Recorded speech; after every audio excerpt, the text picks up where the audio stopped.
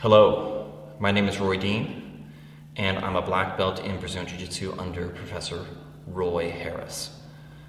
I want to personally thank you for buying this DVD and hope that it aids you on your journey in Brazilian Jiu-Jitsu. BJJ is an amazing martial art, and I'm glad that it has been able to be so well received here in North America, and that it is something that the Gracies have made available to the public.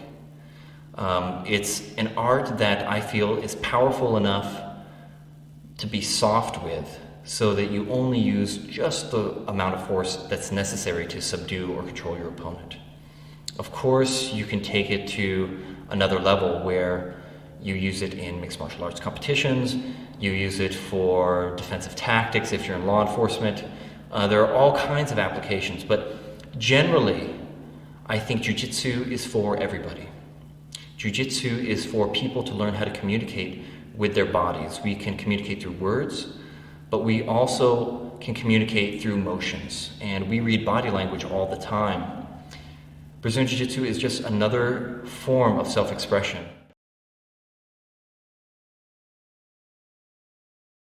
People are able to effectively implement these techniques against people of all sizes. Size and strength really do not matter once you get to a certain level in Brazilian Jiu-Jitsu. Of course, they will always be factors, but because of the training method, because of the randori, because of the sparring training method that Brazilian Jiu-Jitsu employs, you are able to reinvent effectiveness for yourself. So every generation of martial artists has to discover that truth for themselves. It's not enough to pay lip service to some master who may not be alive today who was effective with his techniques. The thing is, he discovered how to make his techniques effective, and we have to reinvent that every generation and discover the truth.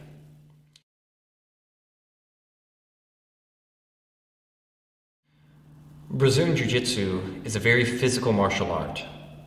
It will transform your body. It will make your mind sharp. It will make your reflexes very quick. It'll make you more agile, supple, coordinated, better cardiovascular conditioning, better diet, better everything. It's a lifestyle once you tap into it. Once you learn the technique in Brazilian Jiu-Jitsu, once you really understand how to use your weight properly, how to use timing, how to use the strength that you do have very efficiently, then things change for you. The entire experience of Brazilian Jiu-Jitsu changes. At first, it's very difficult. By the time you reach blue belt, it's manageable. Purple belt, oh, it's fun. Brown belt, oh, this is getting easy. Black belt, it's great, but you just opened a whole new door, and now there's a lot more learning you realize that you have to do.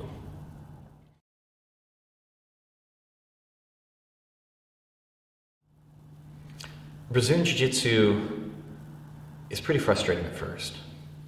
When you start out, you hear this talk of strength doesn't matter, it's all about technique, etc., etc. But when you actually go to class and spar with somebody that's much larger than you are, strength matters. Strength matters in a big way, and you're thinking that, man, that's all lies. What are they telling me? You just have to give it a little bit more time. You have to stay the course and continue that training. You have to continue to water the plant. If you stop now, you'll never see it bloom. But what you have to do is just go to class. Be consistent. If you can do that, that is the discipline. That is what you need to do. And then the journey will change.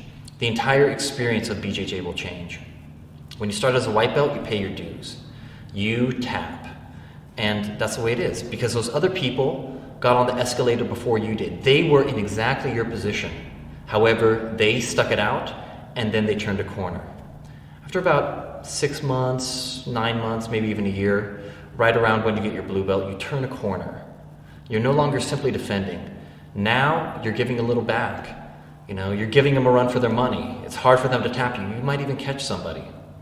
That is a great feeling. Congratulations, kudos to you. That's real progress. That wasn't an accident. That's progress. Later, it gets even easier. So you might plateau a little bit of blue belt, but once you tap into using your legs like your arms, that's purple. And then your energy expenditure goes way down, Your fuel economy goes way up and the game becomes a lot more fun. Plus, you look at size and strength very differently. If people are big but they don't know how to apply that weight that they have, you are familiar with ways to work around that power. And then, that's a good time. Trust me on that. Later on, the game changes again. It becomes smaller and smaller. Brown belt, black belt, those are ranks of refinement. How well you do the techniques that you're able to implement, how efficiently you're able to get into it, how you can save time, how you can save motions. It's really changing the experience, but to the uneducated eye, it may not seem that different. So the journey will change for you in BJJ. And I think that once you have a solid foundation with positional escapes, with a few basic submissions, and knowing what to do in every position, if you just have a game plan for every position, that will really enhance the experience for you. If you're grasping at straws and you think everything is a threat, then you never really have the chance to direct and channel your energy efficiently. So what you need to do is just focus on positional escapes, getting up off your back, and trying to protect yourself at this early stage. Then once you have a handle on all the techniques in this DVD, the experience will change for you, and I assure you, you'll enjoy your journey much better.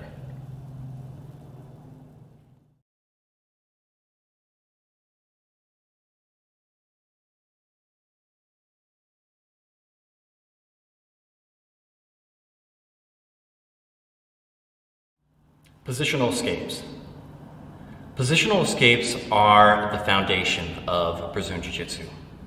Brazilian Jiu-Jitsu rests upon positional escapes because that is where you want your opponent to be in an inferior position.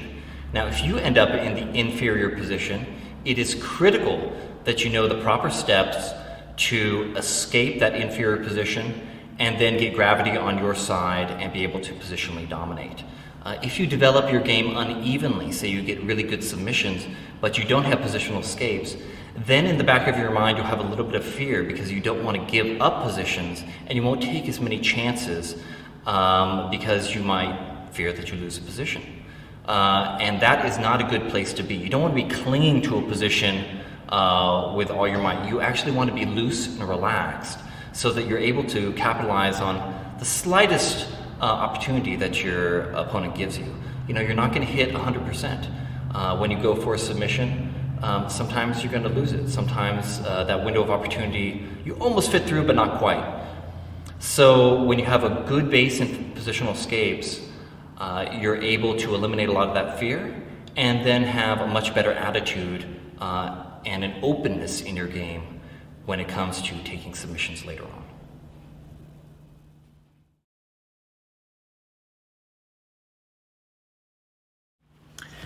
TJ has me in the mount, and I need to escape. It's very difficult for me to escape because he has gravity on his side. There's a lot of friction holding me in place. Not good.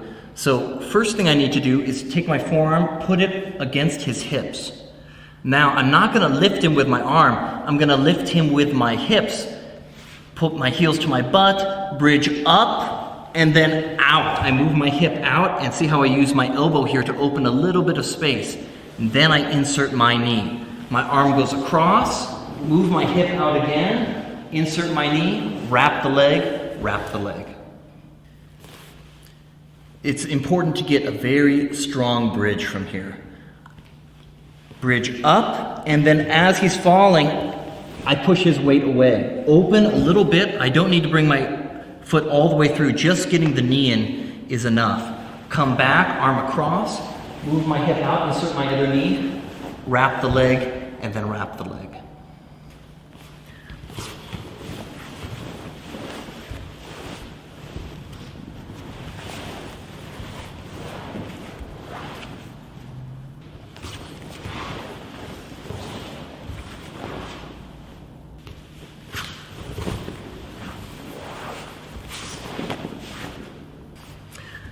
So with this technique, a lot depends on how much space our partner gives us.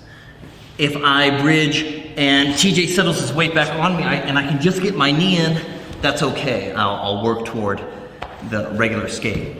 But if TJ gives me a lot of space, if I'm able to really cast him off with some distance here, then maybe I can throw that leg over, go into a heel hook, classic heel hook entry, or maybe work for a foot lock. So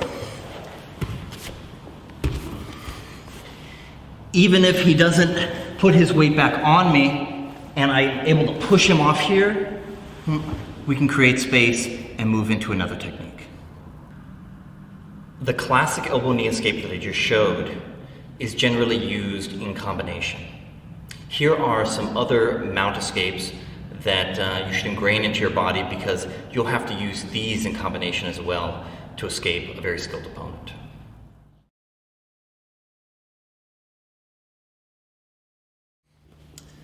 TJ has me mounted. First thing I need to do is control one side of his body. So I'm going to clasp my hands together, thumb over thumb, pull his arm, break it down, pull it into my chest, unfurl my hands. One goes behind the tricep, the other on top of the forearm, even as high as the wrist. Now, I need to use my elbow to push his knee down so I can effectively trap his ankle. Same side, same arm, same leg.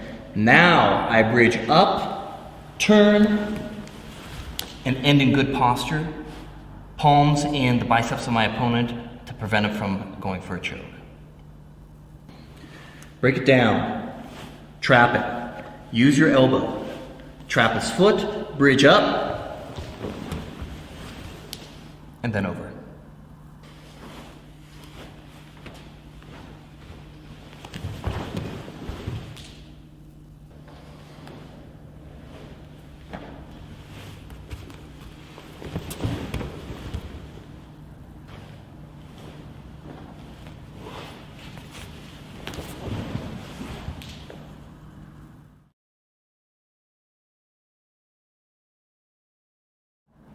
One more mount escape. TJ now, in an effort to gain more control, hooks underneath my neck. I'm going to trap his arm by combing my hair.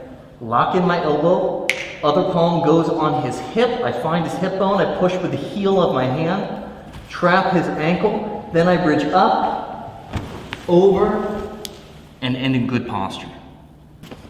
TJ's hooking underneath my neck.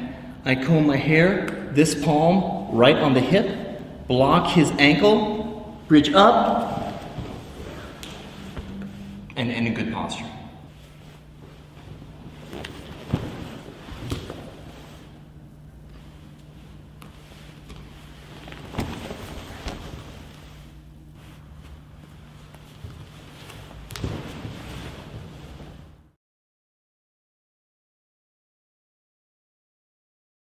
Bridging is one of the fundamental movements of Brazilian Jiu-Jitsu, and it's very useful in escaping the mount. However, that is not the only way to escape the mount.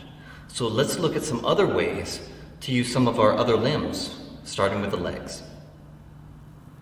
TJ has me mounted, forearm goes across his hip, my other arm is going to tuck in on the inside. I want my elbow on the inside in case I need to move out against his knee.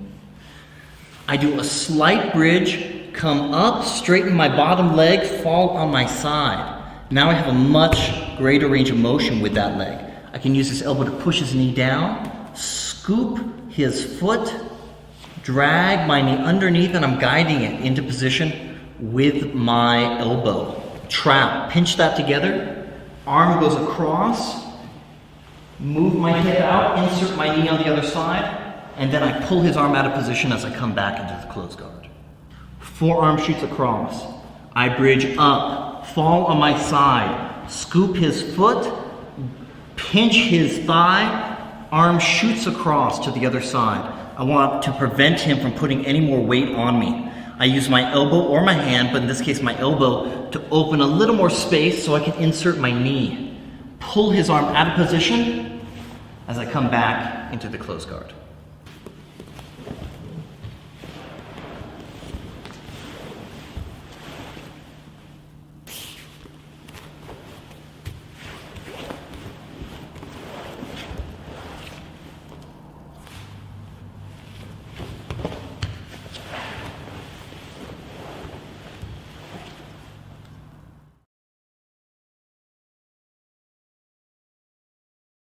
The foot lift is almost identical to the last escape that we just did. However, his foot isn't going to be flat. The top of his foot is now going to be curved. You'll see what I mean.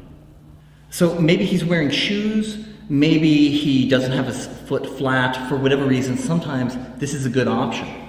So I bridge up, turn on my side. Now I'm going to hook underneath. Oh, I can't reach it? Use your elbow to push that down. Scoop underneath the top of his foot.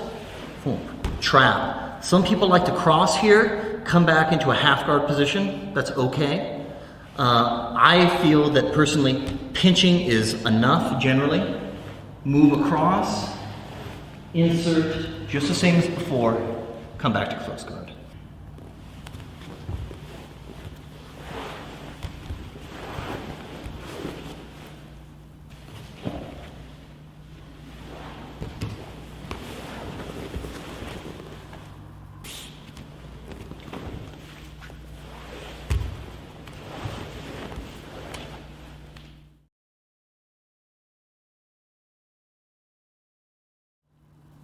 Side mount escapes. Side mount escapes are critical to progressing and enjoying Brazilian Jiu-Jitsu. I would say that most of the fight that happens, whether in tournament or just in sparring in class, happens in the side mount position. You're either trying to maintain side mount or you're trying to create space and escape side mount position. So I would invest the majority of your energy into ingraining these techniques into your body.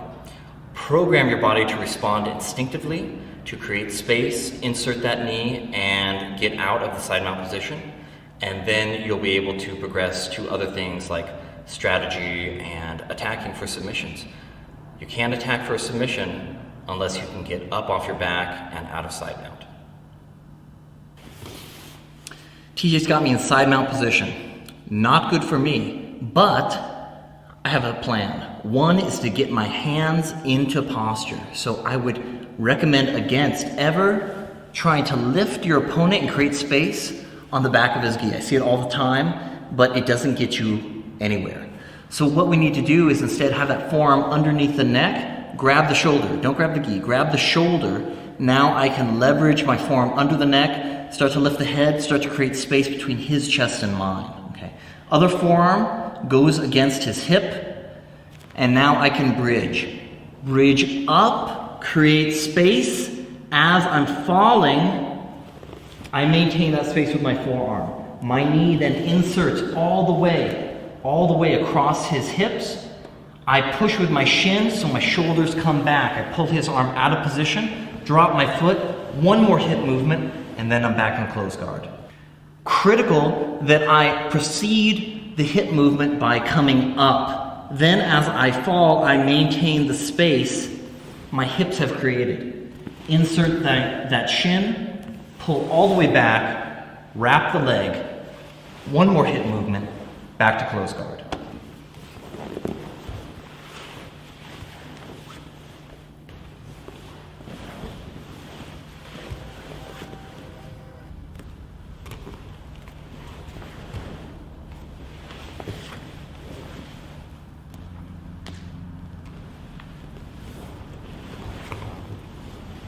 Number one mistake people make is they get greedy. Right here, they try pulling their leg out. And so, you might be able to do it, but just take one additional hip movement, pull that leg around, and then come back into close guard. It's a good habit to get into. A small hip movement is the answer to a lot of common problems in BJJ.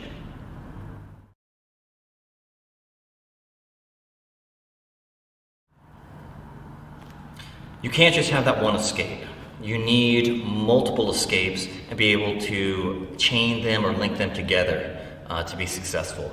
So here's another direction that you can go with your side mount escapes. So we'll start out similarly. I bridge up and maybe I can't get my knee in, too much resistance, but I am able to crack the door open slightly. So I move his elbow out of the way. This hand that's at his hip comes to the other side. Put my palm on his hip. Take my knees, throw them down. At the same time, I'll throw them to my right as I push. Here, and then we can put him back into open guard. It's very important to use the momentum of your legs to assist you in this technique. So I open the door a little bit, drop my hand, I'm gonna push. I'm not pushing while I'm flat on my back, too much friction. I roll my knees down, and then as I'm in slow motion here on my side, that's when I'm able to complete the revolution and escape.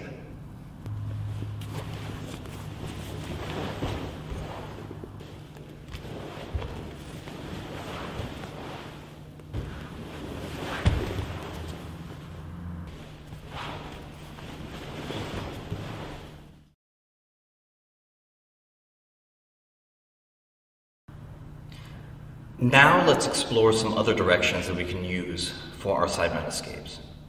So in the last two, we were able to insert our shin. The other one, we redirect our hand. So again, we're going to change our arm placement. That's how we really mix up side mount escapes. You're boxed in, change your arm positioning. So now we're going to scoop with that arm that's underneath the neck. We're going to scoop and reach for an underhook. The underhook is a very powerful position in grappling. And if you tap into it, it'll completely change your side mount escapes as we learn to go to the knees. Small movements to get where we want. Move my hip up, out. I circle my arm underneath. Now I'm going to switch my hips. I can drop my elbow. Now I can come up to my knees, and we've turned the tables.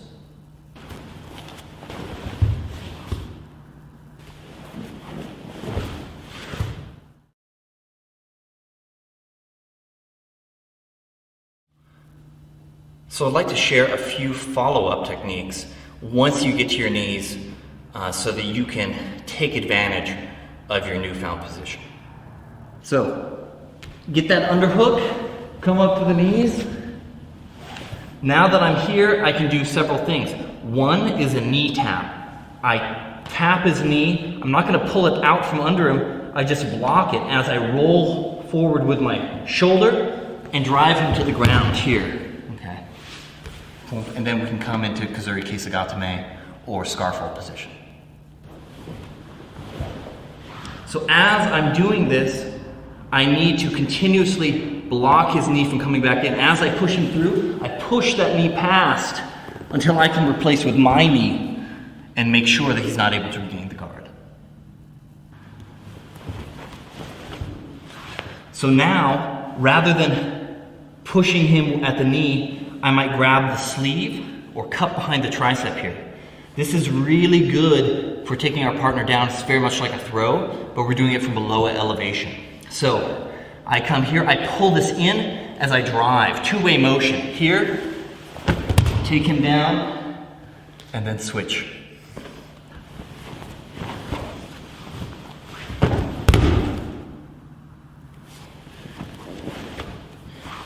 So now TJ knows I've done this before.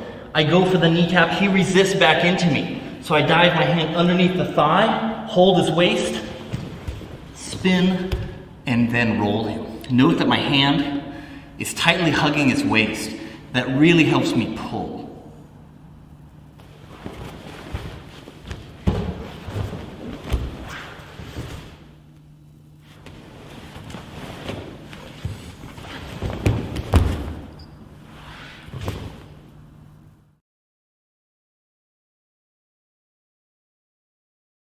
Sweeps are a vital part of BJJ in that they enable you to quickly reverse position. Sweeps are not about doing something to your opponent or your partner. Sweeps are more about perfectly conforming your body in the space that you've created or your partner has given you, and then waiting for the right timing to be able to affect your technique.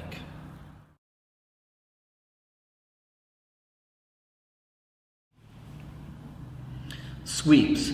We'll start with the scissor sweep. Scissor sweep was the first sweep that I was actually able to implement against a live, in a live sparring situation. So it's always been critical that I pass this on to my students because it's important for them to be able to taste success as quickly as possible. So we start with the hand positioning. I open his collar up. I insert my hand very deep. I want it along his center line in the back. Then take my other hand, wrap behind the tricep. Now I open my ankles, move my hip out just a little bit, slide my shin all the way across his stomach. My other leg cannot remain here. It needs to drop all the way to the ground. Now I pull him up and then scissor my legs, coming up into the mount position. Hands in position. Open the ankles, move my hip out, fit the shin right across his belt line. Hook very strongly with my foot on the opposite side of his hip. Pull him forward. This is critical. It's not enough to just scissor your legs. You have to off balance him before you can scissor, and then we can come up in a perfect position for a choke.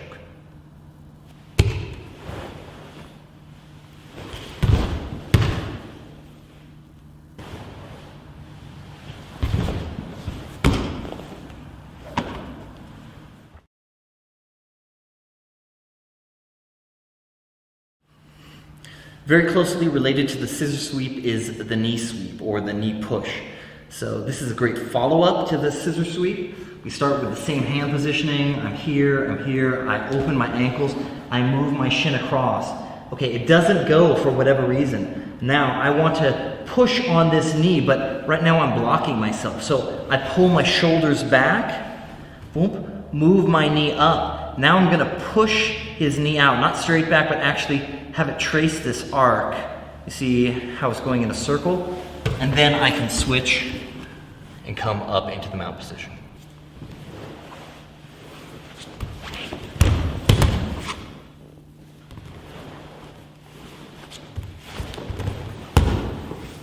There's some other methods of doing this sweep. So I can come into position here. Oh, it's not working. My next move can then also be pushing on the shoulder with my knee. I reposition my knee from across the hips to on the shoulder. This is great, not only for going into submissions like the triangle or threatening them, but I have a nice push up here, up top. So when I pull back, I can push that knee out and then be able to slide that knee in for a submission. We can also follow up very smoothly into an arm lock. I do the scissor sweep here, I pull my shoulder back, I bring him out. Now I slide that bottom knee through, turn this up, and we have an arm lock right here.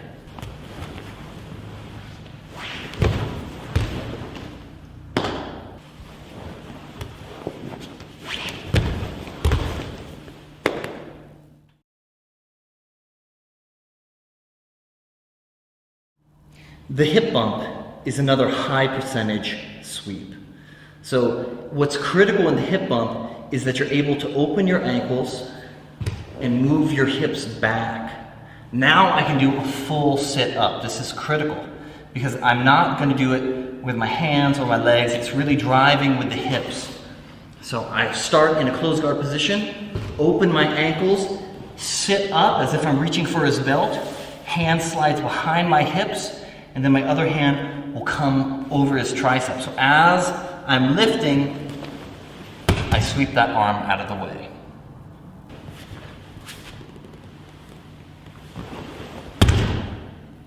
This is a fantastic technique to link together with the Kimura. So if I usually like to have my palm on his wrist already. Maybe I'm fighting, maybe I'm inserting my knee here. He forgets that I have my hand on his wrist.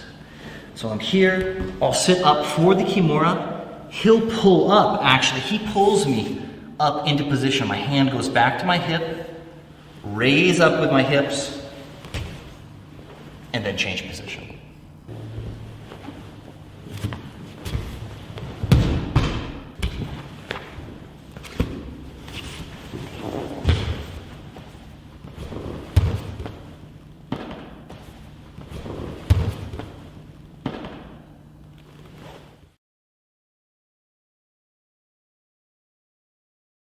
The next sweep is known as the flower sweep, and I find it to be very high percentage. What's critical here is learning how to use your legs to generate momentum. So what I often like to do is give people a body movement exercise that they can practice at home. It goes something like this. I'm on my back, and I'm going to start by circling my right leg. I circle it, keep it fairly straight, and then my other leg will come over, and then I'll roll to my stomach. Now I'll roll the opposite way. As soon as I start to roll on my side, my left leg initiates and carries the momentum. So a nice circular motion. Try to make it as smooth as possible.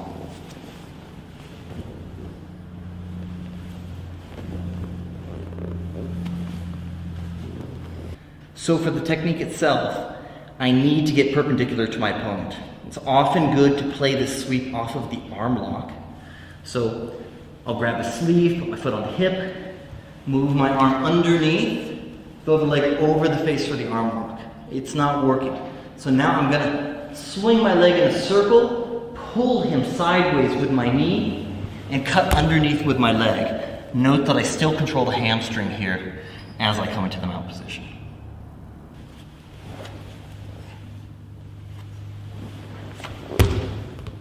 The most common mistake that people make is they don't cut this bottom leg underneath the partner quickly enough. So they end up bending it, and then the partner ends up landing on the leg, and nobody's happy. So I'm here, I come around, I keep that bent, and then I push him over the leg. So now he's landing on top of it, and maybe I can't complete the sweep, he pushes back into me. Dang, I missed it.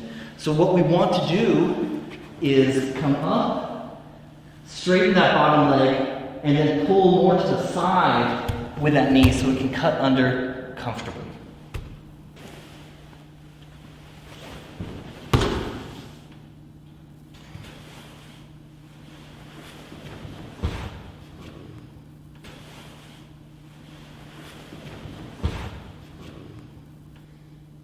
So if a partner gives us a little extra juice, we can redirect that energy, particularly if they stack us. It's a perfect way to enter into this sweep. So I come up, he's stacking me, no good.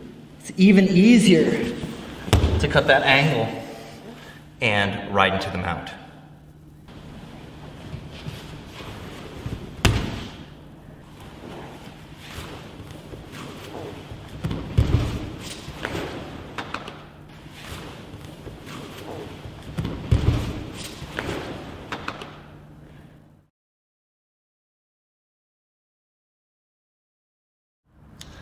One fantastic open guard sweep is the hook sweep. It's very simple, but as with most things in life, the simple things tend to be very effective. So start with the feet at the hips. I'm gonna cross over, cross grab the sleeve. I'm gonna turn my body, hook behind his heel, and then my right leg will drop behind his knee. So I'm hooking behind the knee. Now I push with my left leg, and then you don't have to pull the heel out. Just need to not let it travel at all. As I push, he pulls me over, knee rides over the thigh, and I come into side mount.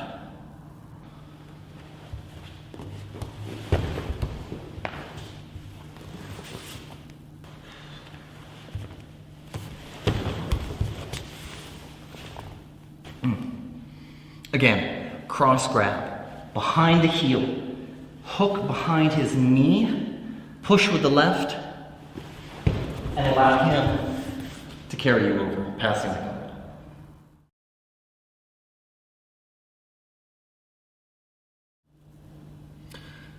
Chokes.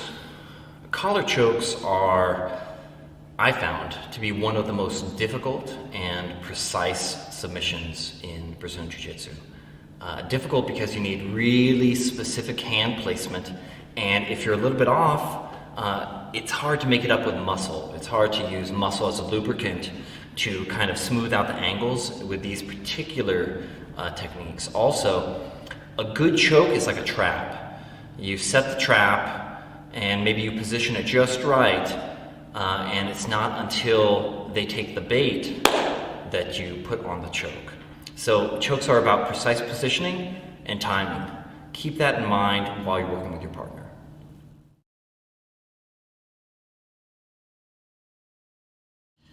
First choke from the guard, palm up, collar choke. So I open and insert my hand. Very important to open. During live sparring, it's unlikely that you'll get as deep as you need to be with one hand. It's always good to have assistance. So open, insert this hand as deep as possible. You want to keep your arm fairly soft and your wrist curved so you can conform to the contour of his neck. Open, insert. This other hand goes underneath the first hand. Underneath. Now, as my good friend Keith Owen recommended, sometimes if it's not deep enough, you can straighten your arms, get another inch or two, and then now my elbows are on top of each other. Now I can bring my partner into me, open my elbows, and then roll my wrists. So open, insert, elbows on top of each other, open the elbows out, and then roll the wrists up.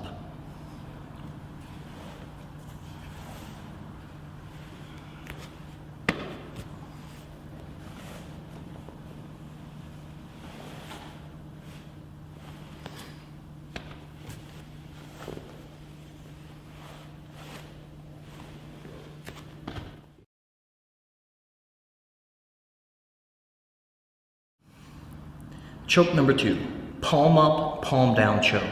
So we start the same, open, insert my hand as deep as possible. Now I uncross my ankles, move over to the side. I want my forearm on his jawbone here.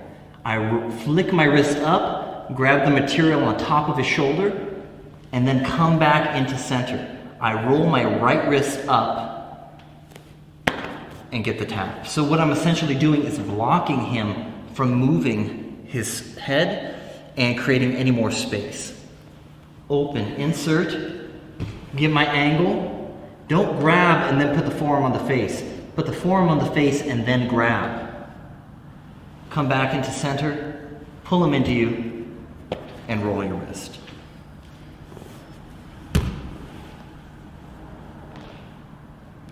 As I come back to center, it's really about rolling this wrist up into his carotid artery.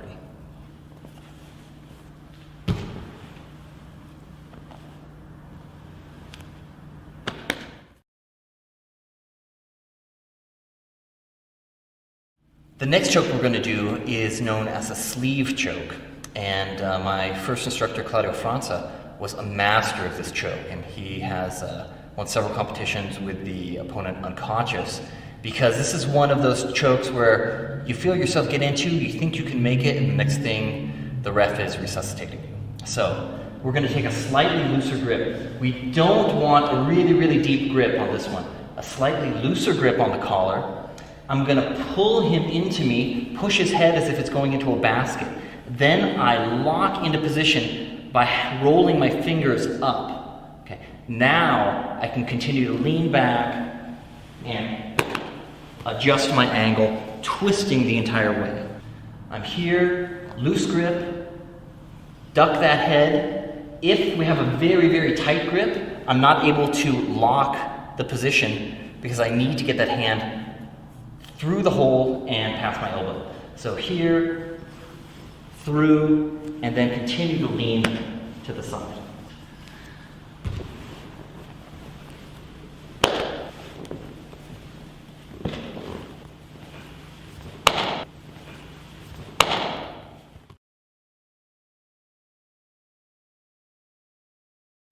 The triangle choke is one of my favorite techniques, and equally important to the mechanics of performing the choke properly are the setups. As with any submission, the setup is equally important to the actual submission itself. So in this case, we're going to use a little bit of push and pull. So if I try to just push my arm into TJ, he's going to resist that. So what I want to do is instead pull, he pulls back, and then I use that to push his wrist back into his chest. So I'm here, I do a little push-pull, I'm pulling, he pulls back, I push that into his chest, foot on the hip, I'm going to bring my leg over the shoulder, I beat his elbow, I beat his hand. Now, my shin is going perpendicular to his neck, I'm able to cross my legs I want my knee over my ankle here, pass the arm over, squeeze my knees together, pull down on his head, and lift with my hips. So we do a little bit of push-pull. I pull, he pulls back, bam. Very important to put the foot on the hip. Now I can elevate my hips and swivel if I need to because I'm driving off of his hip. Now I cross my legs. Be sure to lock it behind the knee. If we're just like this, he will be able to break it. So sometimes you have to grab your shin, kick into position, lock it up. Now, pass that arm over, pull down on the head, lift with the hips.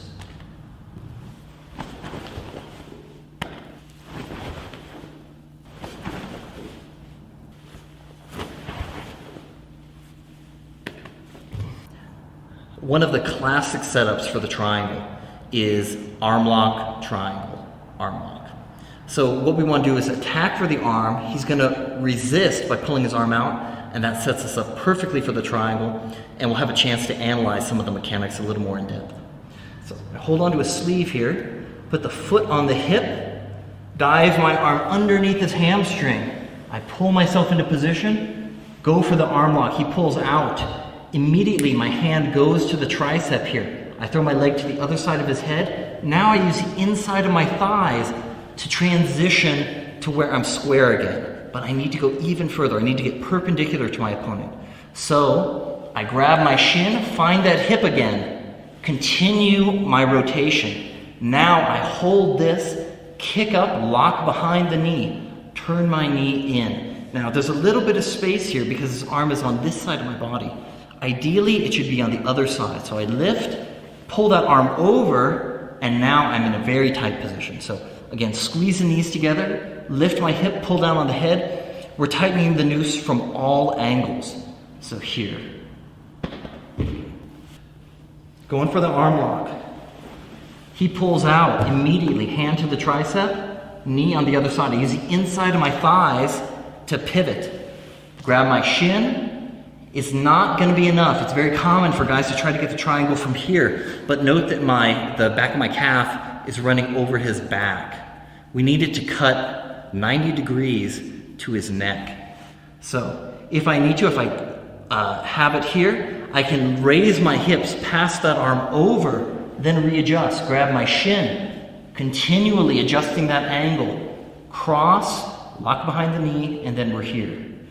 There is a trinity of sorts. If you don't quite have the triangle, but you have this leg positioning, what you need to do is always adjust the arm, the head, and your hips. So up, over, grab your shin, adjust, here, pull on the head. No, that's not quite right. Grab your shin again, adjust yourself, here, pull on the head. Yes. So incrementally, we can end up in the triangle. So an example of that would be as follows. Here, I come around. Oh, this is it. I lift my hips. I pass this over. I'm pulling on the head. He's going to be trying to posture up. I pull on the head. Now I can grab my shin. Boom. Slide this out, lift up, lock behind, knees together, and then lift.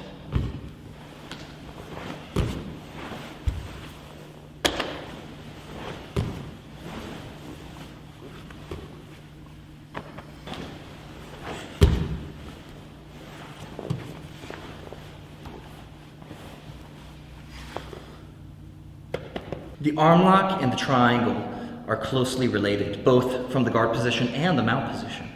So I like to often treat this combination as an arm lock, triangle, arm lock, and not just simply an arm lock, triangle. You'll see what I mean. I come into position, boom, he pulls that out, I'm coming around, and now he stands up. This is a perfect time to hook under his heel, use that to pivot as I come into position here, throwing the leg over the face.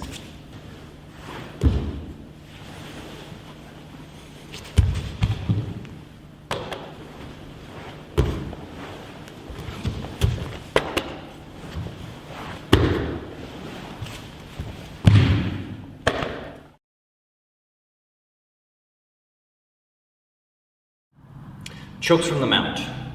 Very similar to chokes from the guard, except that gravity is acting in the opposite direction. So sometimes it's difficult since gravity is pushing his neck against his gi.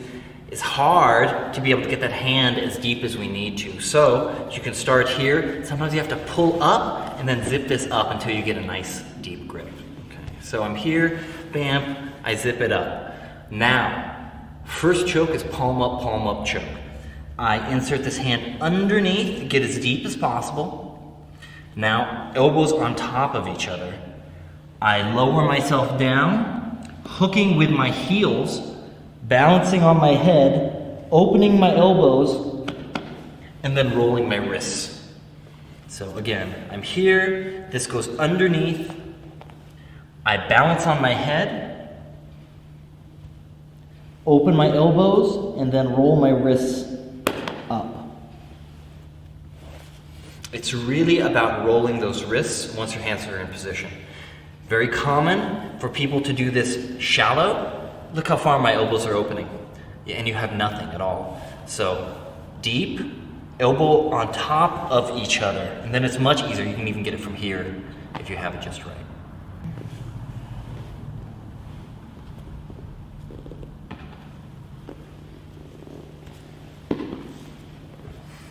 If I'm not able to get it, sometimes I can raise my hips up for additional power. So I go into the position, I'm not able to get it, and so I raise my hips up for additional driving force.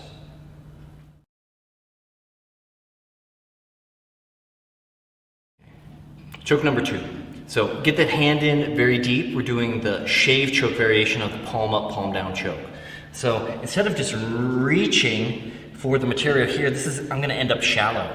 And often he tucks his chin, so I'm not even able to get a really good angle. So we need to manipulate the space a little bit. I'm gonna take my elbow, drop it right by his ear, and then as gently as possible, I start to shave across his jawline with my elbow, turning it. Now I can get very deep here, okay. Then, on the side where my arm is over, I whisper in his ear, be sure to hug, and drive those hips forward. So, nice deep grip, drop the elbow, bring it over, roll that wrist in, and then go right into the choke.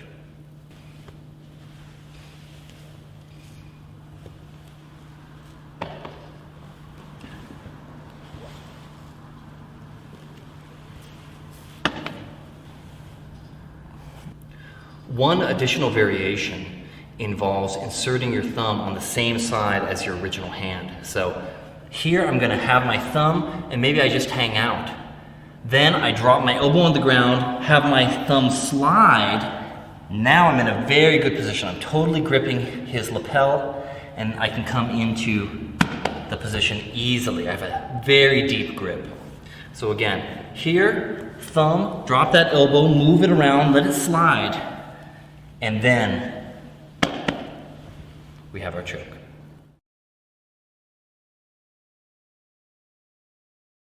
The fist choke. Not considered to be the most pleasant choke, however, is very effective. And I use it not to submit people, but generally to distract them, to get their arms to come up, to protect their neck. It goes as follows. I circle underneath TJ's neck. I reinforce by grabbing my own gi here. Then I make a fist. I don't want anything protruding. I want this to be as flat as possible. I grip his lapel and then put my flat fist against his carotid artery.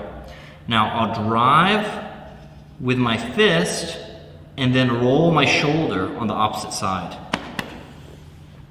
It's really about rolling that shoulder to cinch it all up. So again, I'm here. I'll lift, circle this underneath, catch the inside of my gi cuff, grip very flat. We want it to be as flat as possible on the carotid. Press in and then roll with my shoulder on the other side.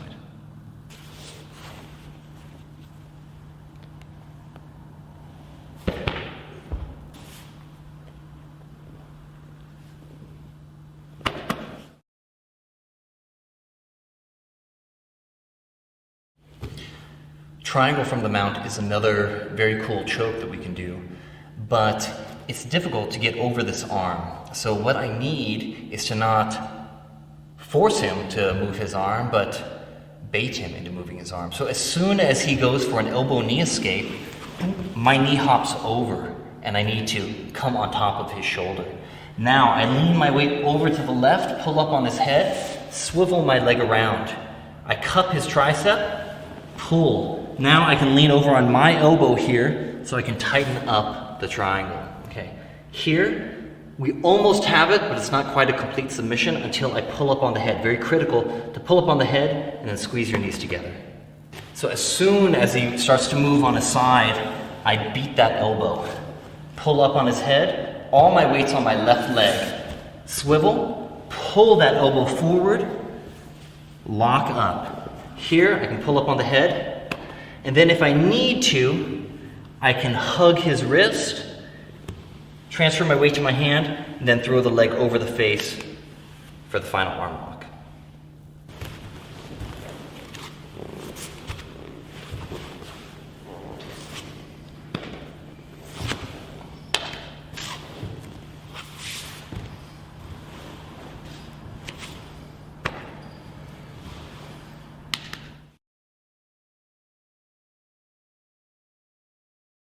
Another good choke from the mount is the head and arm choke.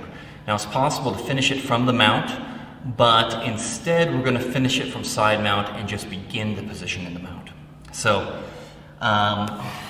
TJ, I'm very close. He's inserting his arm to create space. I push this past. I lock it in with my own neck here. Now, I can clasp my hands together or not. If I'm pushing hard enough with my neck, we don't need to. Then I dismount. Come off to the side, immediately start to angle. Arm triangle to my own head, head comes down. I shrug my shoulders. We can get the tap there. If he's extremely large, like a bodybuilder, sometimes I'm not able to connect my hands. I can come to a kesa position. I can then squeeze, pulling here, driving with my foot to get the tap. Also, I can hook my own hamstring, grab my ankle, and then lean in.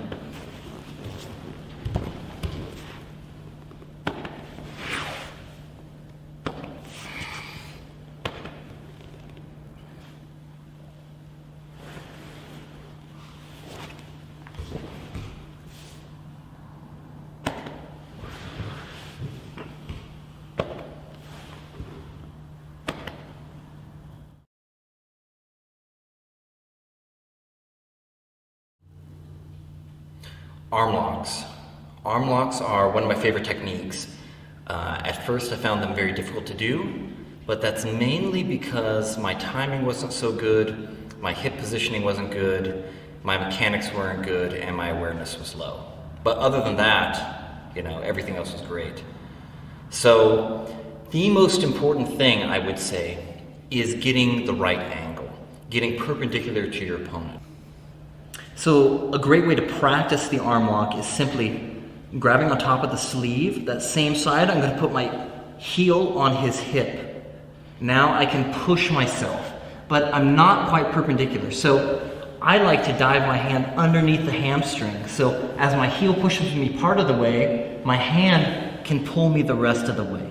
Lock behind the armpit with one leg, the other one goes over the neck. Now I need to lock down very tight here, and I can roll out to my elbow, trap the wrist, and raise my hips for the tap. Foot on hip, hand dives underneath, simultaneous motion. I'm turning, lock, and then lock this one down. I don't want to cross my ankles at this point. Let's have independent leg action, and then I can come up, raise my hips, get the tap.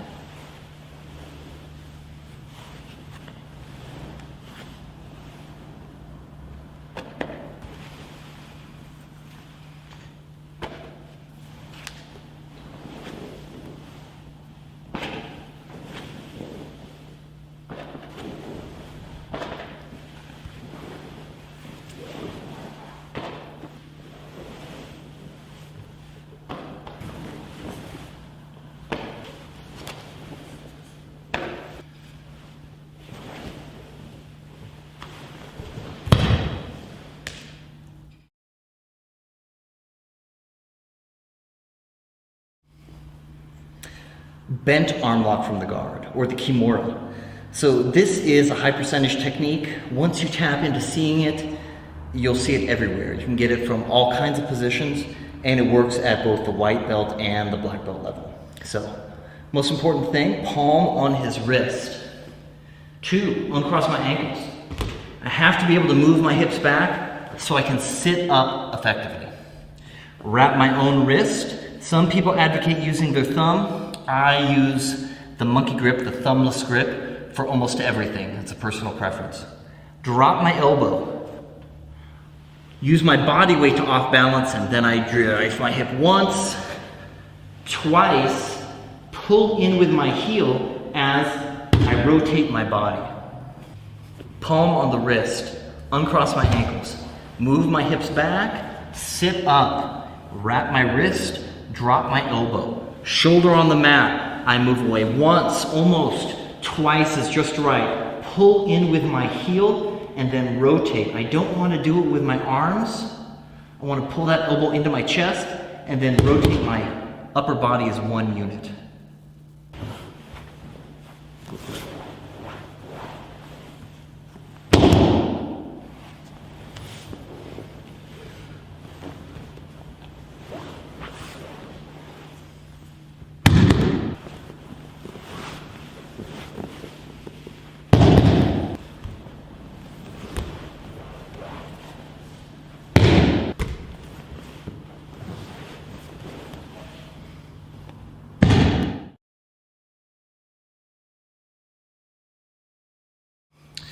The telephone arm lock is a perfect follow-up for the Kimura. So it's very common for them to, once they feel that pressure mounting, they can't have their arm bent any longer and they straighten it, which feeds right into our plan.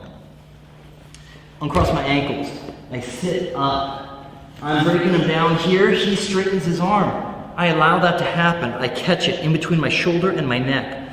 Move my hip out, foot on the hip, knee on his shoulder, and then I reinforce my elbow as I do a side crunch. Do not resist his resistance. Allow it to happen. Just guide it into position, move my hip out, foot on the hip, knee on the shoulder, and then crunch.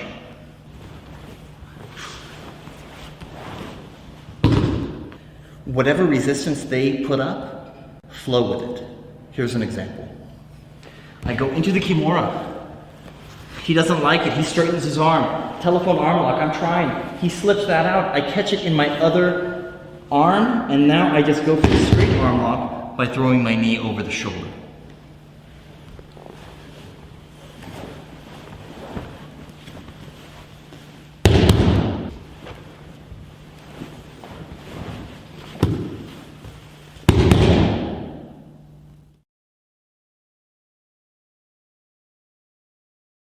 TJ pushes up.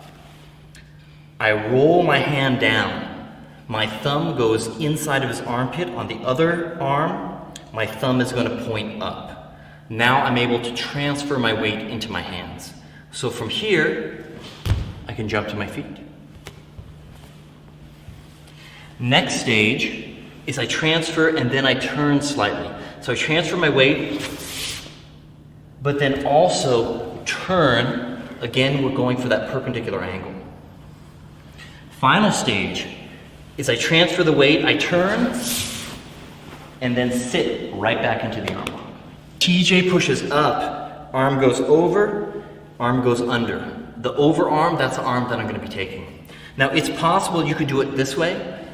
I find this to be a little bit more female friendly, a little bit easier on your opponent if you're going to do high repetitions, and I can also learn how to transfer my weight to just one hand.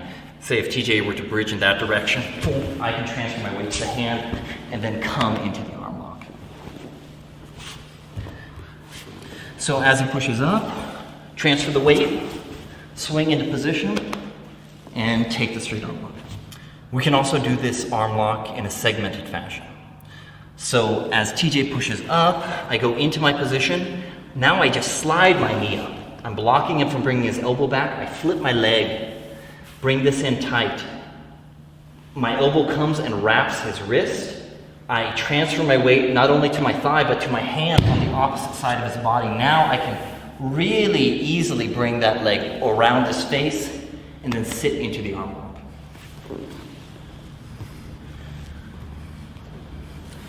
TJ pushes up. I slide that knee forward, flip my leg. Trust the weight on that thigh as I wrap his wrist, bring the leg around his head, and then come into position. Very important to have good mechanics as you do your arm lock. So as TJ pushes up, I come up into position, I flip, everything is tight. Everything is tight. This is tight, there's no space. Offensively, I want to always eliminate space.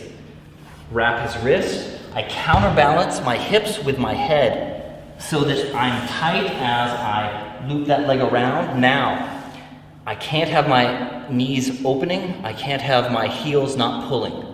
I need to pull my heels to my butt, knees together, wrap that wrist, and then take the arm lock.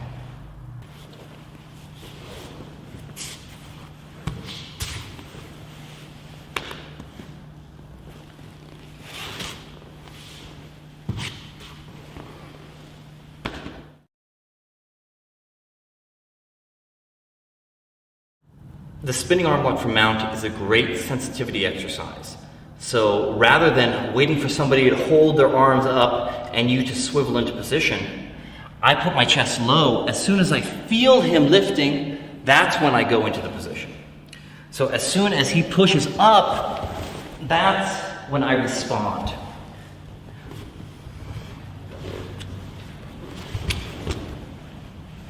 And then from here, I scissor my legs, come back into the position, and we can repeat.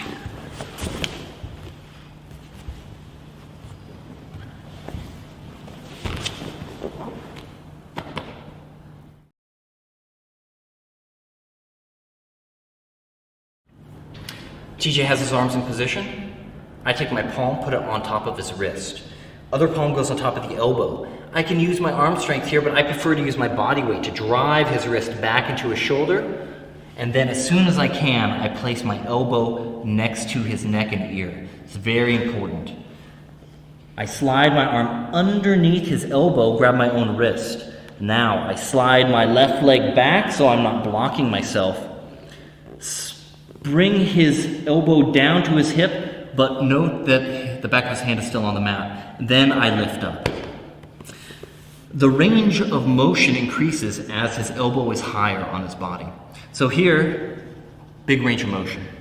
As I pull it down toward his hip, it gets smaller and smaller.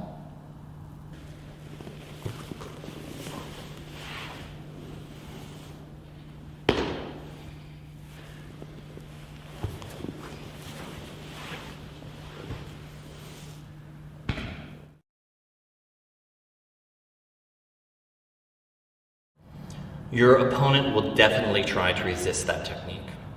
One way that he can get safe again and negate your technique is to bring his elbow back into a center line. Note that as you get further and further away from your center line, you get weaker. So he tries to bring that elbow back into his center.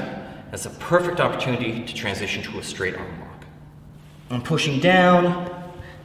I'm going into the technique, and then TJ pulls that in. That is when I pivot. Again, going perpendicular to my opponent. Push down.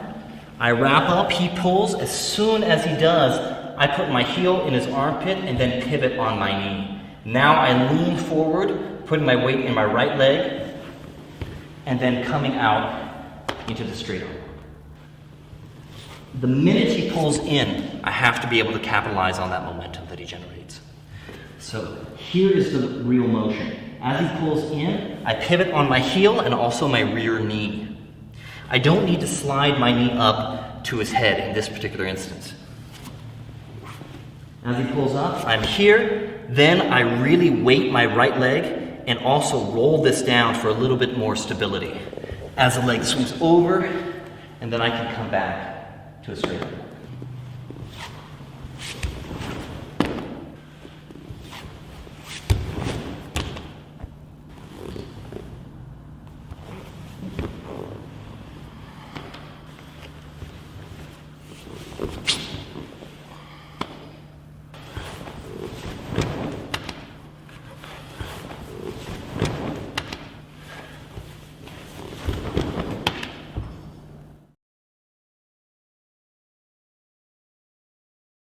The other common form of resistance is for him to reinforce his own arm, and that works out even better for us. So let's take a look. I'm pushing down. He doesn't like that one bit. He reinforces his own forearm. Then I pivot into position, hook underneath his arm, continue to weight my left palm, pinning his hand in position as my leg swings over, and then I can extend into the arm lock. If I'm here, I need to keep that weighted. Dive underneath, I can grab my own lapel if I need to. Hips forward, head forward, and then extend into the tight arm lock.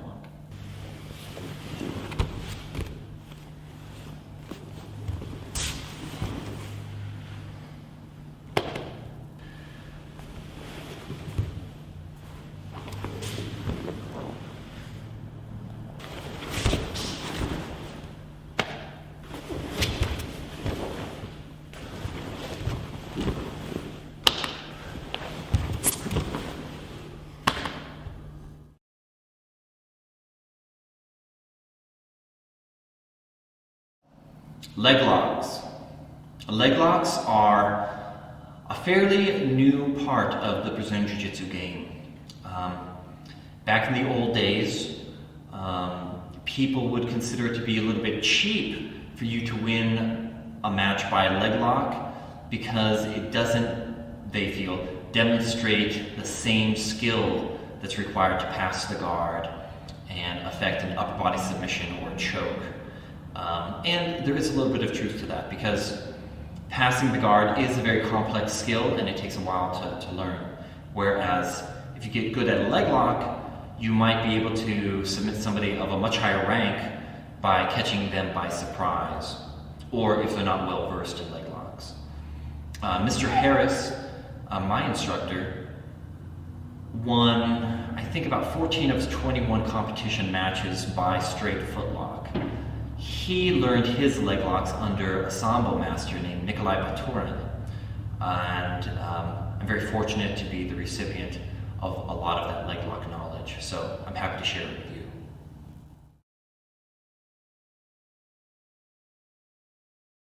We start with the entry for the leg lock, and this is kind of a universal one-size-fits-all leg lock entry that I teach to my students, and I found to be very effective in learning good footwork for the entry. So what I need to do is use both my hands. I pick one heel off, and then I press the other knee away from me.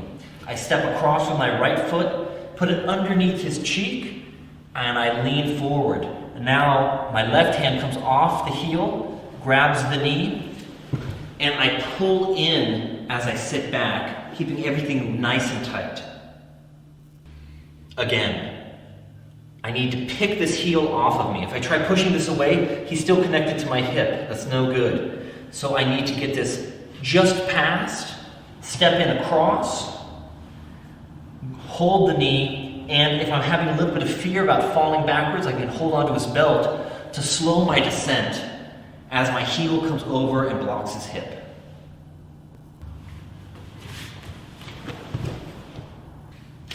Pick the heel, push the knee away, step across, hold that knee, and then sit back.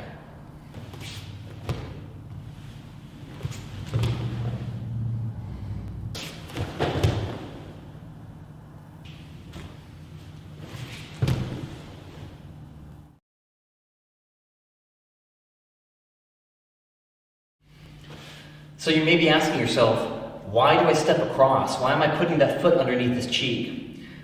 When you do that, it enables you to roll very easily, and you never want to finish a leg lock facing up. You always want to be on your side. For example, I'll push the knee, I'll step diagonally.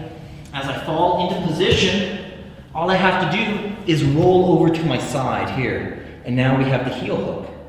So I bring my arm back, use my wrist to poke up that heel, clasp my hands together, pull the heel up to my chin, and then I rotate my body. So because I'm stepping across, I'm able to roll very easily to the side.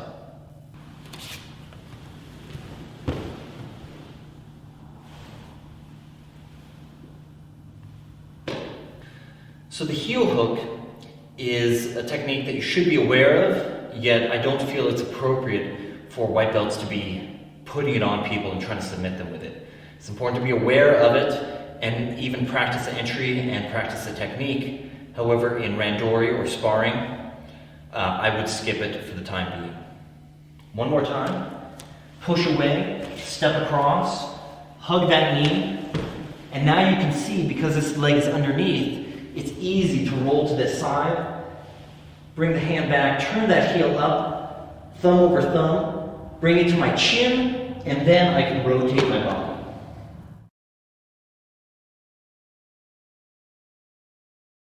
Now let's take a look at the straight footlock. So I push the knee away, step underneath, sit down, very tight, not a lot of space. Now from here, I need to get my arm underneath his leg. And generally, I need to go as low as possible. So I'll hook the leg, move my hip back, then bring my wrist in front of me. I need to grab my wrist, pull all the way in, all the way up, all the way back, employing my lat, and now I can sit back and take the straight foot lock. So again, pull my wrist all the way in, all the way up like a guillotine, all the way back, bring my lat into it, and then raise my hips. Of course, you have this entire range of motion to affect the technique, but if your mechanics are good, you'll get it beforehand. That really isn't the best way to enter into the straight foot lock, however.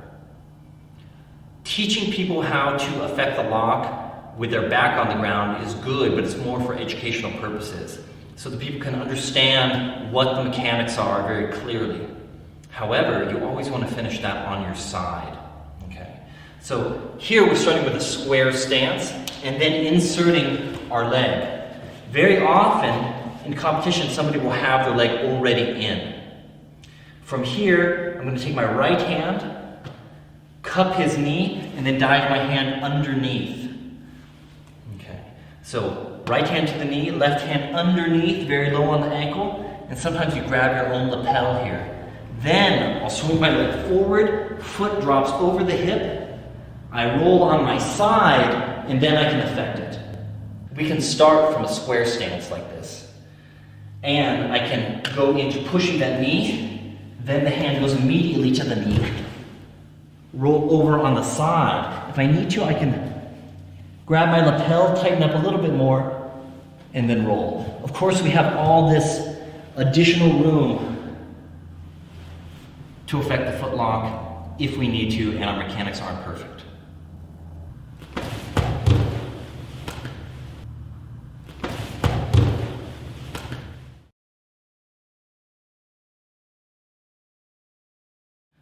The toe press is one of my favorite techniques, and we get into it with that original one-size-fits-all leg lock entry.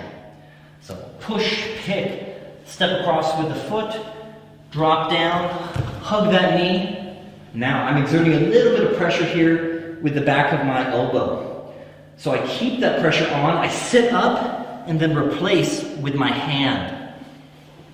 So as I sit up, my hand drops from the knee slides all the way down to the top of the foot. I want to grab very low, near his toes. Thumb around, fingers around. Lock my arm into position at 90 degrees. Roll over on my side. Now I lift my hip and get the toe press, very similar to the straight foot lock.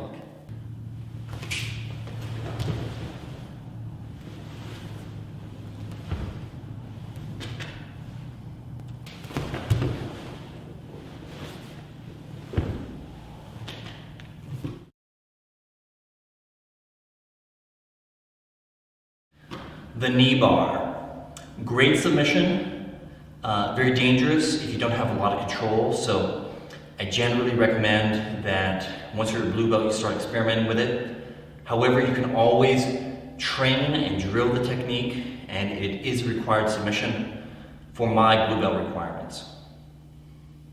So again, I want to push that knee away, and instead of picking the heel, now I'm going to scoop it with the inside of my elbow. Push this down, rely on my hand, transfer my weight to my hand so I'm supporting myself on my hand and my foot. Now I'm able to rotate into position and affect the submission.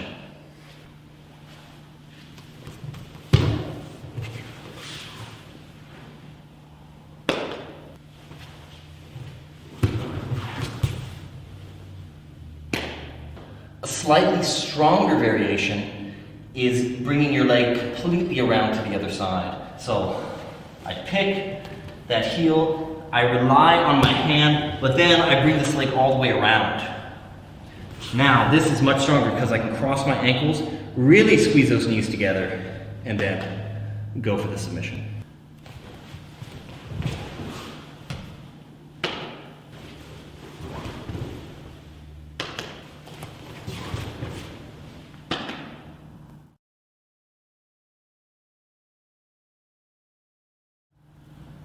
Passing the guard. Passing the guard is a complex skill. There are several steps in the process of passing the guard which make it a little bit more difficult than some other aspects of jiu-jitsu. First, you have to get good base and posture. Second, you need to open the ankles. Third, you need to pass over the leg or under the leg.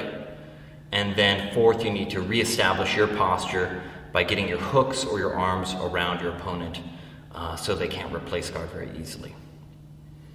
Passing the guard is a skill that some people neglect because it's difficult.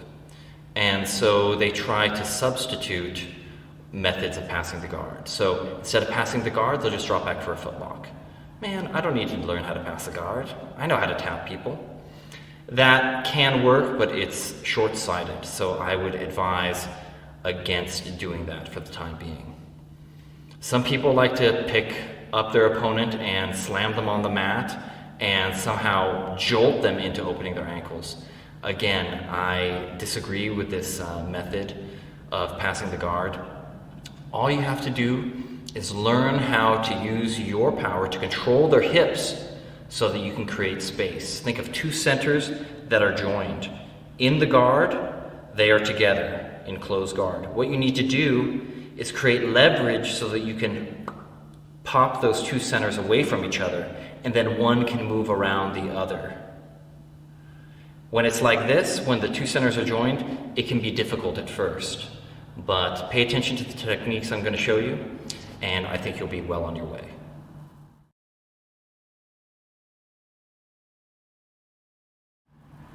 I'm in TJ's guard, and the first thing I need to do is get good base and posture. So the base comes from spreading my legs wide. The posture comes in time. So I'll start in a good low posture. This helps prevent against chokes, and I'm occupying his arms. If he happens to get one arm in my collar, I keep my other arm on his bicep here to prevent him from utilizing that. Head down. Now I work my way up. Some people advocate grabbing the lapels, keeping them together so I can press against his upper body if he tries to stand up, and then they put a hand on the belt. Others, hand on the belt, look up as you press into position. It doesn't really matter, you'll mix and match as time goes on. So now that I'm in good posture, I'm able to utilize my frame. So if TJ were to pull on my collar here, I can redirect the force back into him. So as he pulls, I can use my frame and my skeletal structure. Now, if he's pulling me down and my posture is broken, then I have to use muscle to come back into position. So I always want to maintain this upright posture like this, and ideally I'm not even looking at my opponent. Okay, so we're down low. We come up into position, I look up, I'm driving with the heels of my hands into his hips, I'm locking them in place.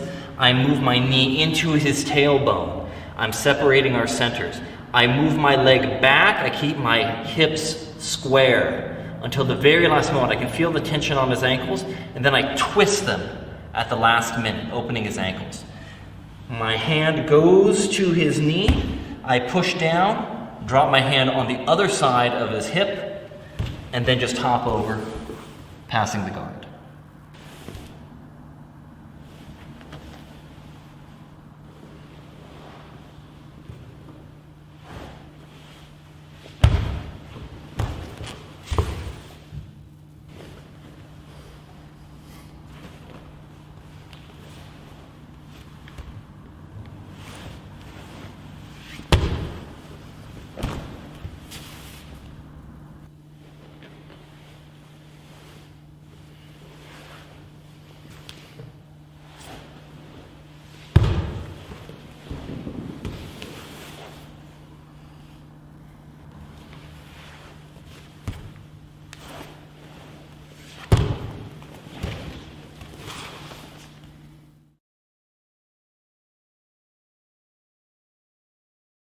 The under the leg guard pass is a little bit more difficult because there are more steps involved.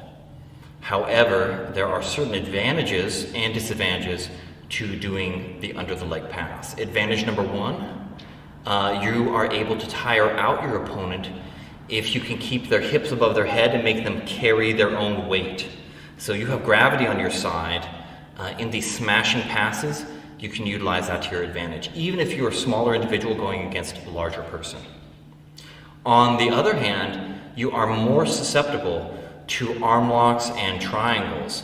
Because you're going underneath the leg, you are kind of in a danger zone. Experienced players don't worry about that, but you should know that as you start the journey, there is a susceptibility to arm locks and triangles by passing underneath the legs. We'll open the ankles same way as we did before. Isolating his hips, pinning him down, knee in the tailbone, work that leg back, square hips, square, and then I twist him at the last minute. I push down on his knee, and then I'm going to do a small shimmy, just a couple inches, to increase the pressure on his inner leg. So I started here, I move my hip over just slightly. Now it's much easier to use my elbow to pop this up to my shoulder. I want to insert my thumb into his collar, then I drive forward. I want his knee to come up and have his hips raise off of the ground. Then I throw my chest forward and establish my posture. Here are a few things you should avoid. As I come into position, I don't want to leave my elbow out. As I push down here, if he's able to beat this hand, boom, I'm in a triangle. So it's important to always tuck that elbow in. I come into position, boom, drop that elbow on the inside. I push down. You can also turn the hand over this way. This is slightly stronger. I personally do not use it, but it is an option. Second thing you'd like to avoid. You don't want to reach with your hand underneath here. My bicep will never beat his hamstring. His leg is much, much stronger.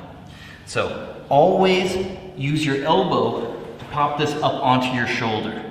Now I can use my body weight. Thumb goes inside, I'm driving forward, hips up. The last thing is I don't want to use his hand to push his leg off. It's difficult here to get this unless I throw my chest forward and my head back. That way I don't have to obligate my hands. I can take care of it without them.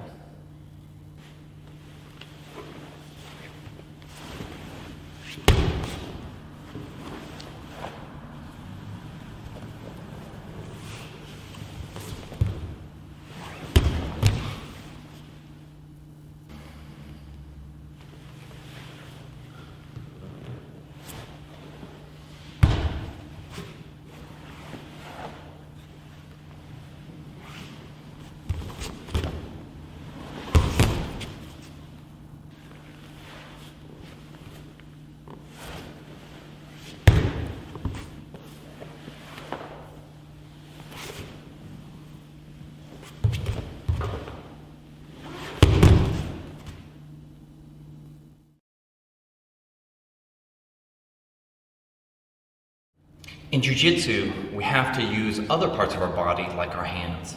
So when he puts up a wall of resistance, in this case, he's going to block my hip with his hand to prevent the guard pass.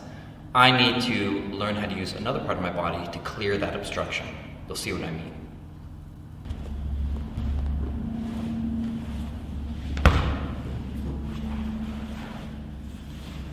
So as TJ blocks me here, I want to use my knee. The first option is moving my knee on the inside and then clearing, and I end up in a very dominant position.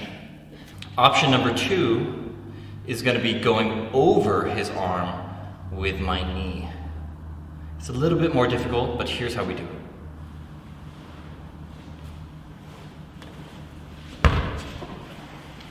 I come underneath.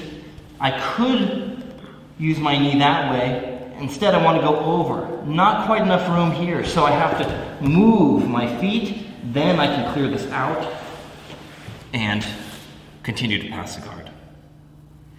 The easiest way, however, is just wiggling your hip and changing the plane that they're able to resist you at. So if we're here, I want to bend the wrist back at an unfavorable angle. Just watch.